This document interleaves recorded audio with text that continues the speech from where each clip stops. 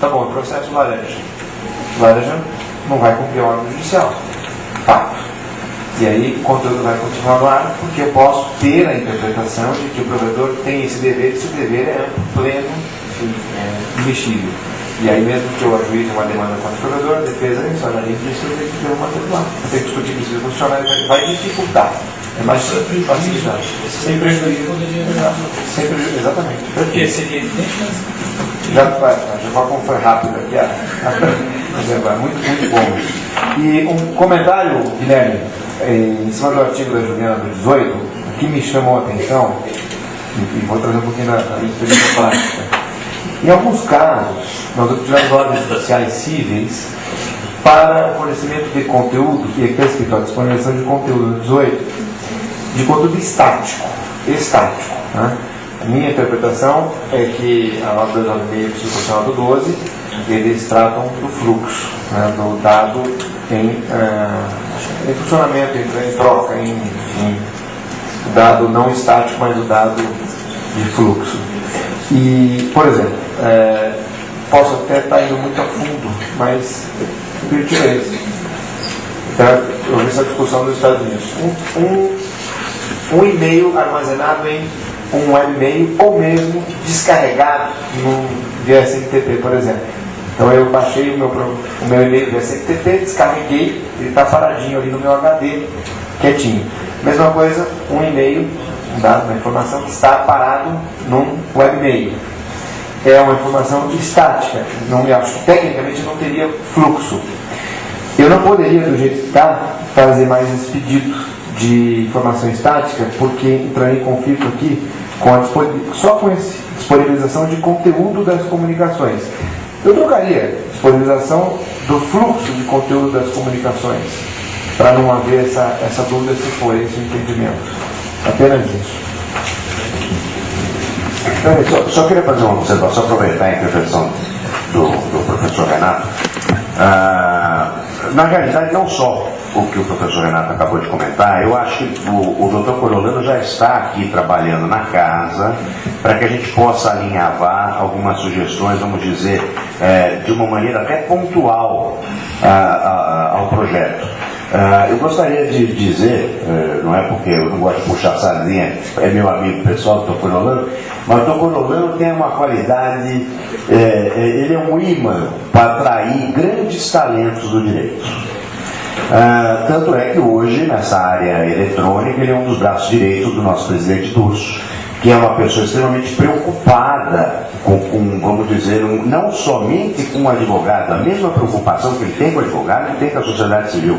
É muito difícil um homem pensar em direitos difusos e coletivos ao mesmo tempo em que procura respeitar os direitos privados de sua classe.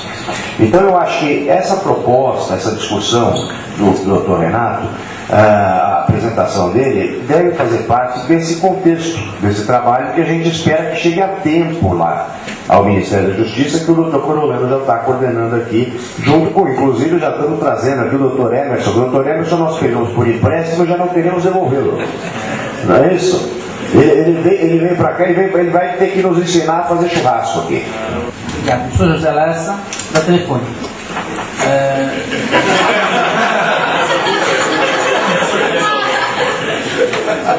Eu tenho uma observação sobre o artigo do meu distrito.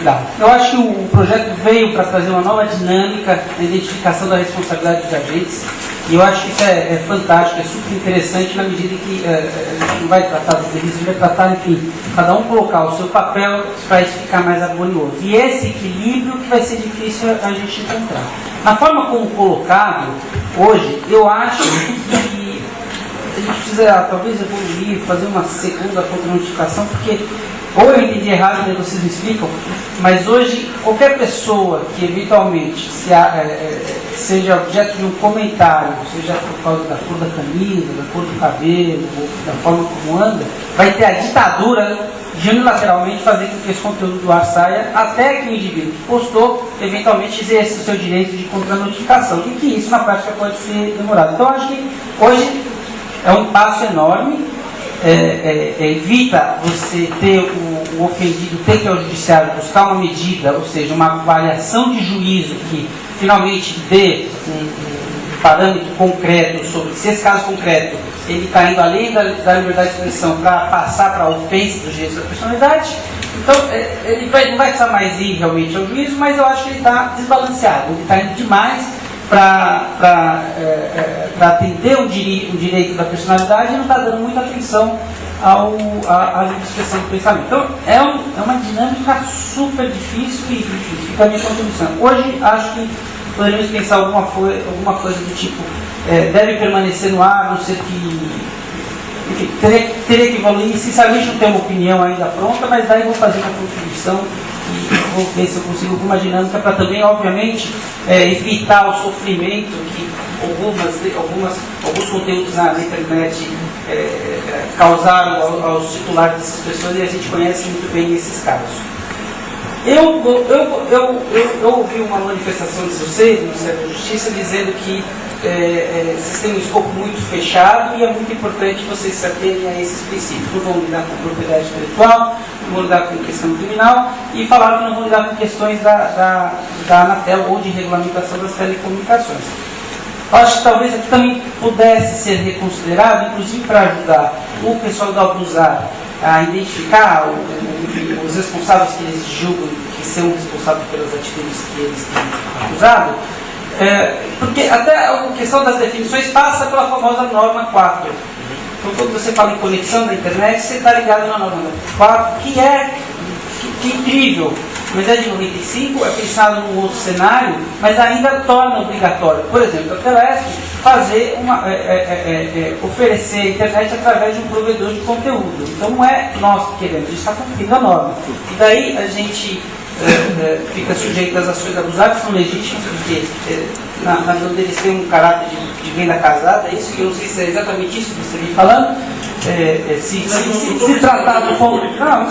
Não acho que seja isso, mas acho que é um pouco dessa definição. E eu acho que, então, e isso foi registrado no primeiro ciclo de debates do Marco Civil, que ficou lá em algum lugar que a norma 4/95, sim, pauta isso. Então, gostaria de pensar, vamos pensar. Eu acho que é hora de tirar um pouco desse peso, desse fardo, e tornar a coisa mais neutra possível. Então fica aí a minha observação. O último comentário, sobre o comentário do Renato sobre dados estáticos ou em trânsito. O que ele está sugerindo é ter acesso a conteúdo. Se for uma decisão pensada, que vale a pena, para demandas civis, acessar o conteúdo de um e-mail, excelente, é isso também, para não dar confusão entre dados caminhando e dados parados. Se a ideia é, vamos interferir o mínimo possível na privacidade e garantir, sim, responsabilidade dos agentes, cada um guarda os seus logs, cada um faz sua parte, aí talvez o caminho não seja esse, mas acho que isso está super claro para todo mundo. Eu queria agradecer e quero ser contribuir, tanto pessoalmente, se conseguir também movimentar a companhia para botar uma manifestação interessante e vamos fazer isso. Meu nome é André Jaqueta, sou sócio de Pinheiro Neto Advogados. Acho que as homenagens e tudo que foi feito ao Ministério da Justiça, eu acho que já é mais do que suficiente, e a própria iniciativa da hora. Mas eu tenho 3 questões e gostaria de dirigi-las. A primeira, doutor Renato, com relação à identificação do usuário e a aceitação, ou seja, o consentimento válido do usuário para que possa ser fornecida a sua informação caso seja necessário. Se no momento da aceitação dos termos do serviço, condições do serviço, a que o usuário deve se manifestar, se lá estando a condição de que previsto no Marco Civil os dados possam ser fornecidos, se isso não seria suficiente para validar o fornecimento dessas informações. Esse é o primeiro questionamento. O segundo, dirigiria ao Guilherme, ao Paulo ou ao próprio Dr. Felipe, diz respeito à responsabilidade e o procedimento de retirada de conteúdo. Acho importantíssimo dizer que o Marco Civil, na forma como estabelecido, os princípios vão no sentido daquilo que a gente que trabalha diariamente espera em termos de teoria de responsabilidade civil. Ela foi bastante bem dividida no provedor de acesso, entre hospedagem e conteúdo. De conteúdo nada se diz, até porque ele é responsável por tudo aquilo que ele gera. O de acesso é meramente o veículo. Quanto ao provedor de hospedagem, é aquele que tem a maior dificuldade de identificação de sua responsabilidade. Salvo engano, a inspiração do Marco Civil pode ser as diretrizes do GNCI, que é onde tem estabelecido o princípio do novo centro e tal, mas valeria lembrar que lá sobra direito autoral. Exatamente. Aí a minha sugestão, que foi já objeto de manifestação no primeiro ciclo, na verdade aqui se trata de discutir e entender a quem ou de que forma distribuir o ônus quanto à responsabilidade pela retirada do conteúdo. Se o ônus deve permanecer com os provedores de serviço, aí de forma genérica, quaisquer provedores de serviço, se isso caberia exclusivamente ao Poder Judiciário, ou seja, somente ao Poder Judiciário caberia determinar a exclusão definitiva ou temporária mediante ordem liminar de determinado conteúdo, ou se na dessa distribuição cabe ao usuário ser o fiscal. E aí me parece que o princípio que se estabelece aqui é quase do notice and notice, né? E cabendo na contra-notice, não em notice takedown efetivamente, mas cabendo ao provedor que recebe a contra-notificação exercer um determinado juízo de valor sobre aquela resposta que ele recebe. Porque eu digo juízo de valor, cabe ao provedor obrigatoriamente retornar o conteúdo, ainda que ele tenha ciência de que evidentemente é um conteúdo ilícito que não deveria estar lá. Não estou discutindo a questão de se deve ou não responsabilizar, mas da obrigação da retirada efetiva do conteúdo. Ou seja, nesse princípio, não poderíamos pensar numa sistemática em que, mediante ordem judicial, o provedor, de fato, é obrigado à retirada do conteúdo, mediante notificação do usuário e contra-notificação, haver a faculdade do provedor de serviço efetuar a retirada, desde que, num juízo mínimo de valor, seja evidente a prática do ilícito. Digo isso pelo seguinte: nós estamos aqui tratando não somente de direito autoral, como o GNCI trata, nós estamos tratando de todo e qualquer ato ilícito no âmbito civil ou no âmbito penal.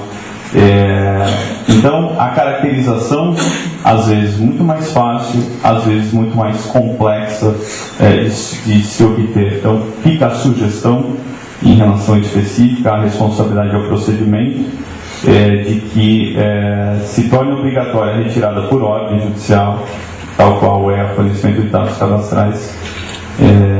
E só para relatar, acho que o doutor Renata e a doutora Juliana sabem, é interessante, e a sugestão também em relação ao que diz respeito à interceptação de fluxo telemático, se deixar claro, e aí eu acho importante a questão do conteúdo em si, eu não sei até que ponto o marco civil poderia avançar, mas deixar claro que o fornecimento de conteúdo de forma estática, quer dizer, da interpretação que não é interceptação. Interceptação é ir lá e botar o grampo e cortar e reproduzir, na verdade, né,